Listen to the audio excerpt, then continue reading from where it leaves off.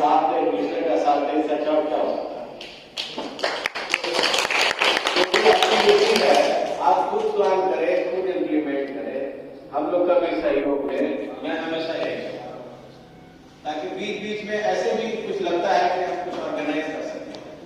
Vibha madam काफी creative है इस मामले में, उनका मशवरा अगर आता है, जिस मोहन के कुछ ड्रामा का पार्ट है, कुछ वैसे अगर होता है, उससे क्या होता है कि एक दूसरे का जो बीच के गैप है, हम एक दूसरे के बीच के जो गैप होते हैं, हाई होता है, बहुत दिन के बाद मिलते हैं, या कभी मिले क्लास में या नहीं मिले दिन भर, वो बिल्कुल पैरेलल होता है। इसीलिए इस तरह का प्रोग्राम हमेशा ऑर्गेनाइज होते रहते हैं। इसके लिए ना कोई डेट की जरूरत है, ना कोई खर्चे की जरूरत है। जो सिस्टम है उस सिस्टम के साथ ही हमको काम करना है। अभी जैसे हम लोग का जो एक प्रोग्राम है वेलकम का, नए ये जो बच्चे आ रहे हैं उनके लिए भी तैयारी चल रही है। कुछ हमारा ड्रामा का एक बेहतर ड्रामा हुआ था सरस्वती पूजा में, आप लोग थे कि नहीं? वो कौन सा हुआ था कृष्ण कुमार जी? देर नगरी चौपट राजा, बहुत बेहतर हुआ था और फर्स्ट हैंड थे आप लोग, बिल्कुल रॉ हैंड थे, और उस रॉ हैंड में इतना बेहतर किया आपने, तो उसका प्रैक्टिसिंग होना चाहिए। तो आगे बढ़ाने के लिए इस तरह के प्रोग्राम्स जो भी है वो डिजाइन करें आप। अगर आपको लगता है कि बहुत क्लास में या पढ़ने पढ़ाने में एक ही तरह का कुछ मनस्यो हो गया, तो चलो कुछ एक्टिविटी कर लेते हैं। तो ठीक है, फुल डे का हम प्रोग्राम नहीं कर सकते, हाफ डे का तो कर सकते हैं। तो हाफ डे का करने का मतलब सब एक दूसरे के साथ बैठ करके अपना जो होता है, अपना फन जो निभाना पड़ता है, ये मजा है एक प्रोग्राम, और इसी का मजा लेना चाहिए। क्योंकि इतना तरह का सामुदायिक जो कम्युनिटी लाइफ जो हम लोग जी रहे हैं, ये हमेशा नहीं मिलेगा। कुछ कम लोग मिलेंगे, कुछ काम का दबाव होगा, कुछ घर के प्रेशर्स होंगे। तो इस तरह का डिजाइन करें, आपस में बात करें और उसको इम्प्लीमेंट करें। तो मैं कोशिश यही करूंगा हम लोग से जो बन पाए, जितना भी समय होगा, जो सिस्टम के साथ कर पाएंगे वो हमेशा आपके साथ होगा, और आप लोग इसको बखूबी डिजाइन करें, निभाएं। मुझे बहुत अच्छा लगेगा तब जब किसी पाठ्यक्रम को लेकर के कुछ नई चर्चाएं आपकी तरफ से कि आज मैं इस पर डिबेट एंड डिस्कशन का प्रोग्राम चाहता हूं। हर चीज ऊपर से डिजाइन हो गया, ये ठीक नहीं है। कुछ तो आपको भी लगता होगा कि अभी सारे बच्चे हैं, बीए के कुछ लोग आ जाएंगे, नए आ जाएंगे, तो गाइडेंस एंड काउंसलिंग या किस फॉर्म भरने से कब क्या होता है, कौन सा नौकरी मिलता है, ये तो एक नॉलेज का है ना काम, उसके लिए कब जगह मिले। तो इस तरह के डिमांड्स आने चाहिए कि भाई हमको इसके लिए हम लोग कोशिश करेंगे, जो मैं जानता हूं जितना मैं बता पाऊंगा। हमारे पास जो भी फैकल्टी है, सभी एक्सपीरियंस फैकल्टी है, वो ही बता देंगे आपको कि इस नौकरी में जाने के लिए ये किया जाता है और इसकी तैयारी इस लेवल से किया जाता है। तो इस तरह के भी डिमांड आनी चाहिए, क्योंकि ये तो ठीक है, ये भी करिकुलम का पार्ट है, वो भी लाइफ का पार्ट। तो करिकुलम विद लाइफ, करिकुलम को जिंदगी से जोड़ना बहुत जरूरी है। तो जिंदगी से जोड़ने के लिए नॉलेज की आवश्यकता है, जानकारी की आवश्यकता है। बहुत सारे रास्ते हैं जो मुझे नहीं पता है कि किस रास्ते से चल करके मैं क्या पा सकूं। तो उस रास्ता तलाशना भी आपका काम है। आपस में इंटरेक्ट करते होंगे आप लोग कि फलाना वैकेंसी निकला है, तो फलाना में कितना नंबर जीएस है, कितना नंबर रीजनिंग है, तो उसके क्वालिफिकेशंस क्या होंगे, उसके एलिजिबिलिटी क्या होगी। तो ये हम एक दूसरे सब लोग जानेंगे इसको। कुछ जो हमारे लेवल का मैं जानूं, उसके ऊपर लेवल का जब तक हम नहीं जानेंगे तो मेरा मोटिवेशन लेवल कैसे बढ़ेगा। केवल बीएड करके शिक्षक बनना ही काम नहीं है, बीएड करके भी आईएएस बनना एक काम है।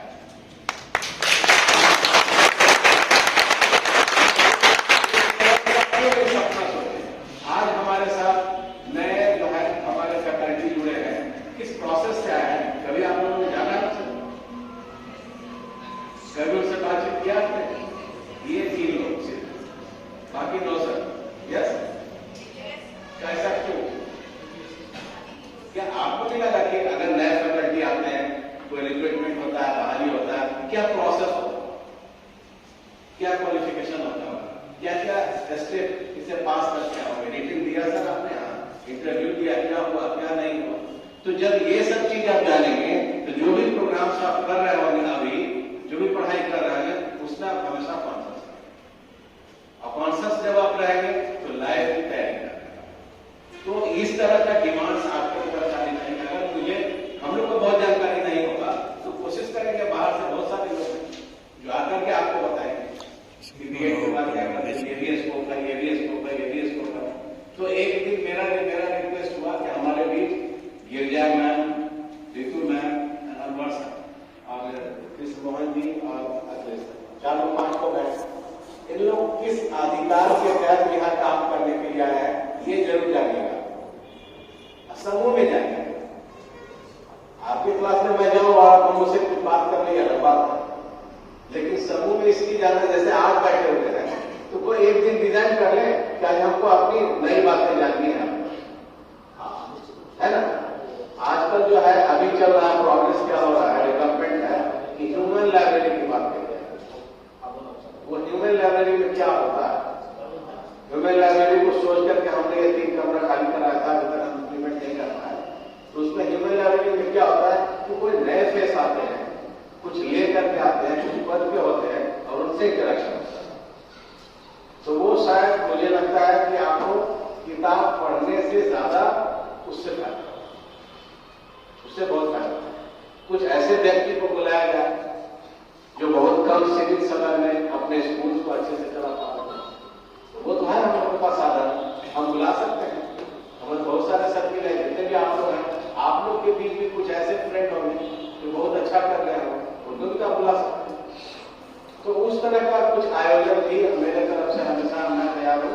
आप लोग खुद भी सोचें कि हमको इस तरह का मौका मिलना चाहिए, क्योंकि ये जो एरिना है, एरिना जो वर्ल्ड जो है आपका नॉलेज लेवल का जो ये धरातल मिला हुआ है, इसमें नॉलेज से परिपूर्ण हो जाए, पूरे रास्ते आपको दिखना चाहिए।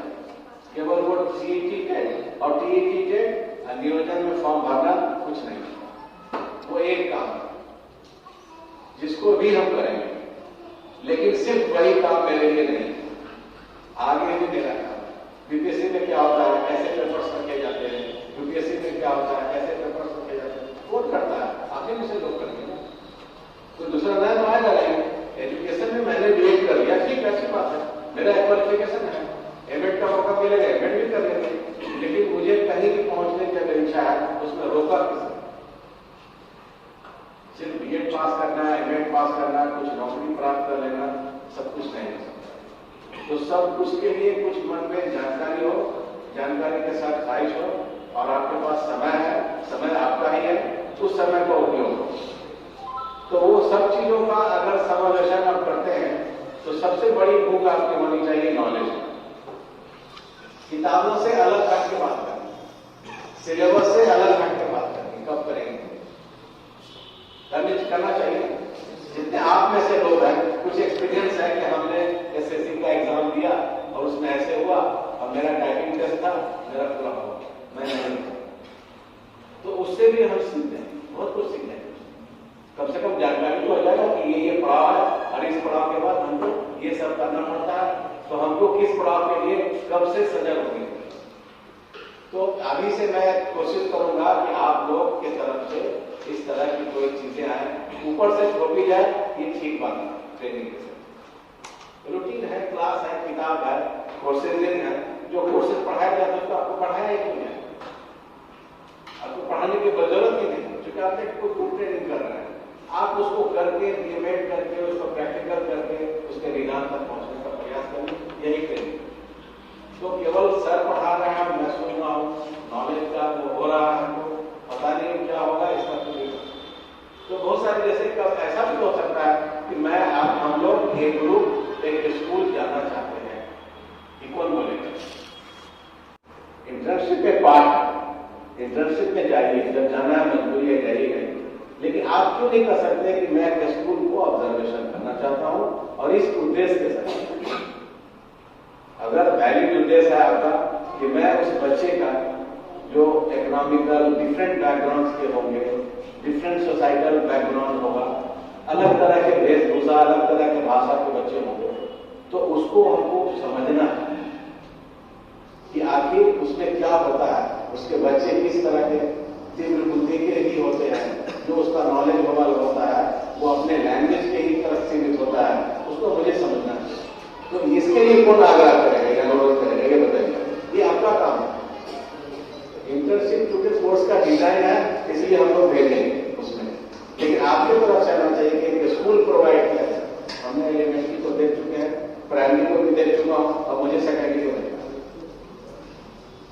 वेस्ट को भी देखना है और बर्ड्स को भी देखना है। वेस्ट और बर्ड्स के साथ अब मुझे अपना एनालाइज करना है कि हम एज ए टीचर, हम एज ए ह्यूमन बीइंग किस तरह से इसको सपोर्ट कर सकते हैं।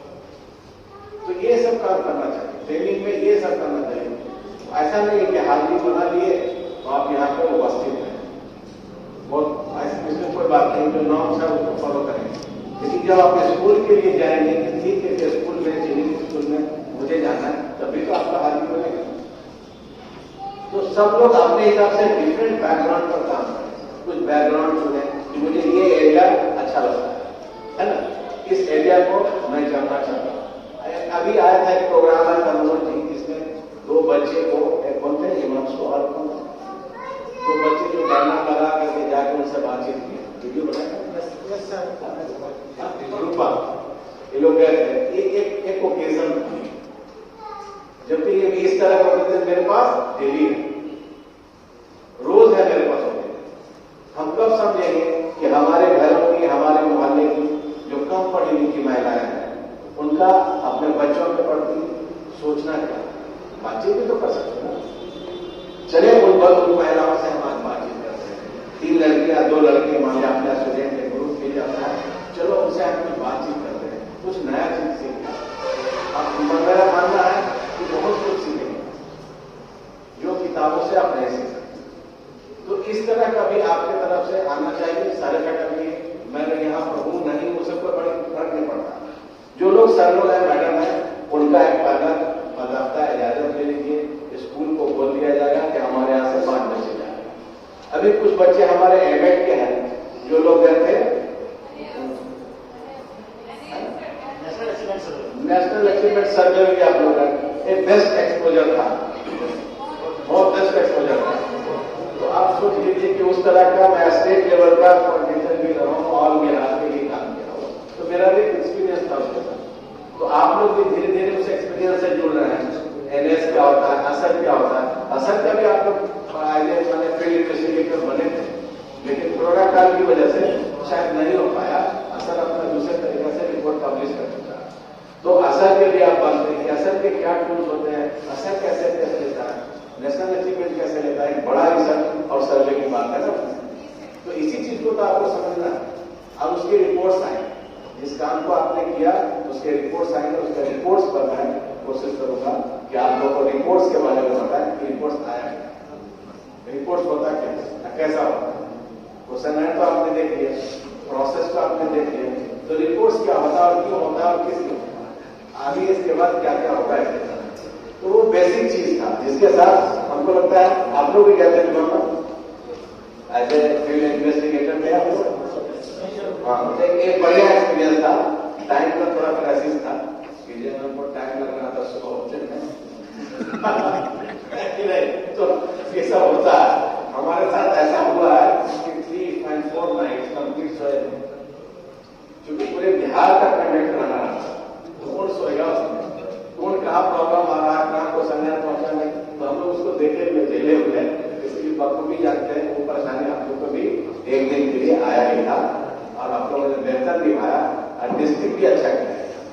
ये डिस्ट्रिक्ट मतलब एक दबाव था जैसा आपको फील हो रहा था, क्योंकि उधर डीओ साहब बहुत सपोर्ट नहीं कर रहे थे, तो हम लोगों ने आगे बढ़ा और एक बातें था कुछ कराना है तो यहाँ भी कराना है, वहां भी कराना है। तो कुछ इस तरह की चीजें हम चाहते हैं, कुछ न्यूनेस, वो पेन पेंसिल डेस्क पे बैठे रहना, ये बहुत कुछ न्यूनेस।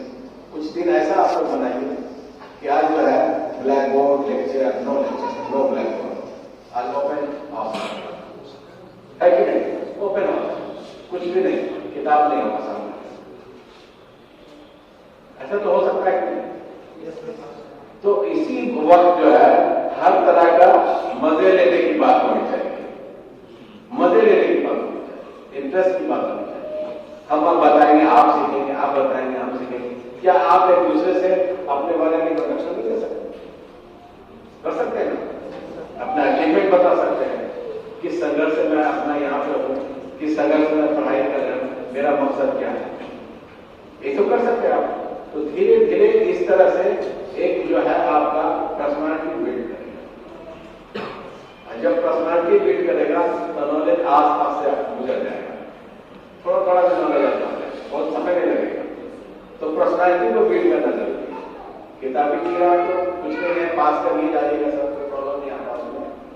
पर्सनालिटी बिल्ड करने के लिए हमारे पास 2 फैकल्टी भी है, एक म्यूजिक से है, 3 लोग हैं, फिजिकल में भी हैं और हमारे पास परफॉर्मिंग है। ये तीनों बहुत ही अच्छा माध्यम है पढ़ने के साथ साथ अपने पढ़ाई को मजबूत तरीके से प्रदर्शन विधि से परफॉर्म करने का एक मौका है। तो क्यों नहीं आज हम लोग इसी पर काम करें। तो ऐसे भी प्लान करें, हम आप कोशिश करेंगे कि बीएड सेकेंड ईयर से क्या आता है। बीएड सेकेंड ईयर तो 4 महीने में मिल जाएगा, बहुत कुछ साथ नहीं भी दे पाया है कि नहीं। तो हमारे पास एडेंट है, हमारे नए बच्चे आ रहे हैं, तो आप लोग वेलकम करेंगे, उसमें एक डिजाइन और थोड़ा सा जोड़ देंगे, थोड़ा सा मौका जो नए बच्चे हैं उनको मैक्सिमम मौका मैक्सिमम, क्योंकि वो यहाँ पे आके पहले दिन को गुड फीलिंग होगा कि मेरे लिए ये सारा प्रोग्राम है। और उनका वेलकम कैसे कर सकते हैं, आते हैं, बैठते हैं, हम लोग बैठते देते हैं, पेन देते हैं, डायरी देते हैं और हम उनके लिए वेलकम के लिए क्या कर सकते हैं ये बताइए।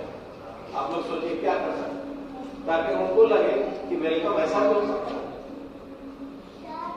तो हो सकता है कि नहीं कि मान लिया कि हम अपने 20 बच्चों को, माने हम लोग तो बहुत लोग होंगे 90 प्लस है, कुछ लोग हमारे मैनेजमेंट पार्ट होंगे, कुछ इधर उधर दौड़ रहे होंगे, उसमें से 20, 25, 30 एक तादाद में खड़े होते हैं।